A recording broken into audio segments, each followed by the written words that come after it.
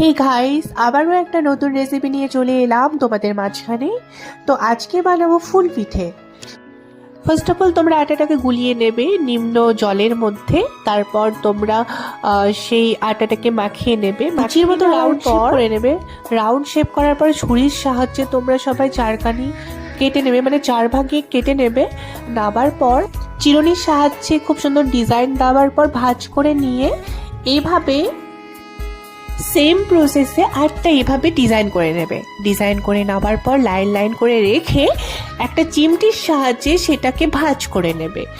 ফুল পিঠেকে আরও সৌন্দর্য করে তোলার জন্য তোমরা চেরি ফল ব্যবহার করতে পারো।